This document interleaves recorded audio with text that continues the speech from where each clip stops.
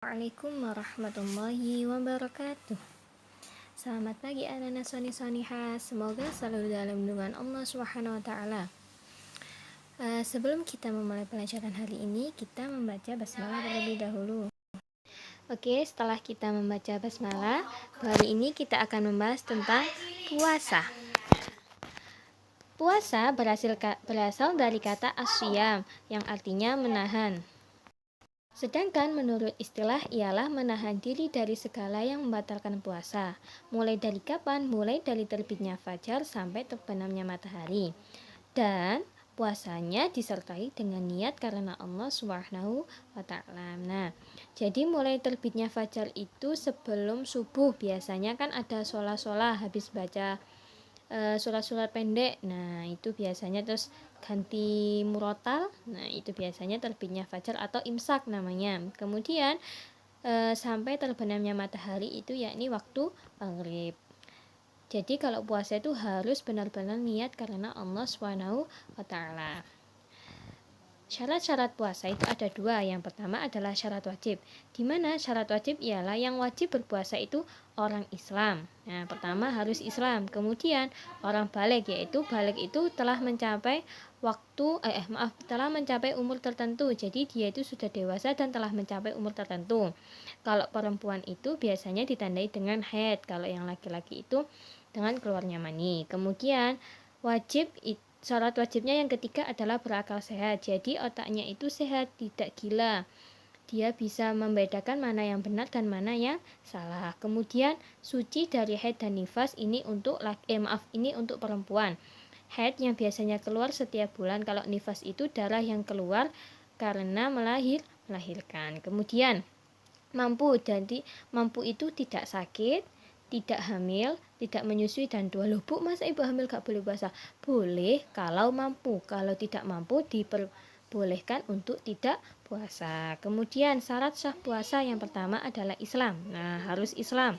Kemudian mumayyiz yang artinya bisa membedakan antara yang baik dan buruk. Kemudian suci dari haid dan nifas. Kemudian puasa pada waktu yang tidak dilarang berpuasa. Contoh, pada hari raya Idul Fitri dan Idul Adha itu kita tidak boleh berpuasa. Jadi puasanya itu sah apabila puasa Ramadan, puasa Senin Kemis, atau puasa sunnah yang lainnya.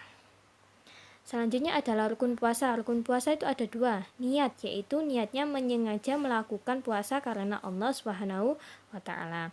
Karena jika puasa wajib, maka niatnya itu sebelum terbitnya fajar atau pada malam hari. Biasanya kan setelah sholat tarawih kita niat bareng-bareng. Nah, itu disunahkan sebelum tidur atau sebelum imsak. Itu kita diwajibkan untuk niat pada malam hari. Kemudian kalau untuk puasa sunnah, kita boleh diniatkan pada pagi hari sebelum waktu duhur. Karena apa? Apabila sebelum waktu duhur dia masih belum makan apapun, dengan ketentuan dia belum makan apapun, belum minum apapun, maka boleh untuk niat berpuasa. Kemudian rukun yang kedua adalah menahan diri. Jadi menahan diri dari apa? Dari segala hal yang membatalkan puasa, dari imsak sampai maghrib, atau dari mulai terbitnya fajar sampai terbenamnya matahari. Hal-hal yang membatalkan puasa nanti Bu Eva bahas di belakang. Kemudian Bu Eva akan bahas tentang sunnah-sunnah puasa. Sunnah-sunnah puasa yang pertama adalah makan sahur meskipun sedikit. Jadi kita disunahkan untuk sahur. Kemudian mengakhirkan makan sahur. Jadi kita disunahkan juga makannya akhir-akhir, mau imsak itu juga boleh. Tapi kalau kupu-kupu maka lebih baik di awal. Kemudian berbuka dengan kurma atau sesuatu yang manis dengan air putih sebelum makan yang lain. Jadi disunahkan memakan kurma 3 biji dengan air putih biasanya. Kemudian membaca doa berbuka. Bagaimanakah doa berbuka puasa? Kita baca bareng-bareng ya. Allahumma laka sumtu wa bika amantu wa ala rizkika aftartu birahmatika ya arhamar rahimin. Ayo diulang bareng-bareng dengan Bu Eva. Allahumma laka sumtu wa bika amantu wa ala rizkika aftartu birahmatika ya arhamar rahimin. Kemudian kita juga disunahkan untuk memberikan makan kepada orang yang berpuasa. Jadi biasanya ada orang yang memberikan takjil, itu merupakan salah satu sunnahnya orang berpuasa. Biasanya kalau puasa Ramadan ada orang bagi-bagi jajan di jalan, itu namanya memberikan takjil. Kemudian memperbanyak membaca Al-Quran, memperbanyak sedekah khususnya pada bulan Ramadan, karena amalan pada bulan Ramadan akan dilipat gandakan menjadi 10 kali lipat. Selanjutnya ialah kita akan bahas tentang hal-hal yang makruh waktu puasa. Jadi kita puasa kita dimakruhkan untuk berkumur berlebihan, kemudian menyikat gigi atau bersiwak setelah tergelincir matahari, kemudian mencicipi makanan sekalipun tidak tertelan, kemudian suntik atau bekam kecuali ada keperluan, memakai wangi-wangian, berkata kotor, keji, mencaci maki, mengumpat, bertengkar, dan berkata berlebihan,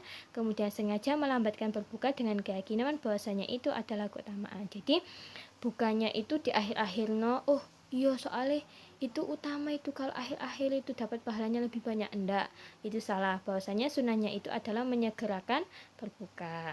Itu kalau dikali-kali malah itu adalah makruh. Suntik sama bekam sudah tahu kan ya anak-anak ya. Selanjutnya Bu Eva akan bahas tentang hal-hal yang membatalkan puasa. Yang pertama ialah makan dan minum dengan sengaja. Nah, makan dan minum dengan sengaja itu sudah bahwasanya itu membatalkan puasa. Kemudian muntah dengan sengaja. Muntah moro-moro mulutnya itu disokrok dewe ambek pulpen apa-apa, itu juga itu nggak boleh. Disengaja untuk muntah biar batal puasa itu juga nggak boleh. Nah, yang ketiga adalah datangnya haid dan nifas bagi wanita. Kemudian hilangnya akal karena mabuk, pingsan atau gila, itu juga membatalkan puasa. Kemudian murtad itu adalah keluar dari agama Islam. Selanjutnya ialah niat berbuka atau mengubah niat. Jadi sebelum puasanya selesai, masuk belum maghrib, tapi dia tuh aduh aku pengen berbuka lek ngono. Nah, itu juga niatnya aku tak buka wis tak buka ngono sambil minum. Nah, itu adalah membatalkan puasa. Semoga bermanfaat. Assalamualaikum warahmatullahi wabarakatuh.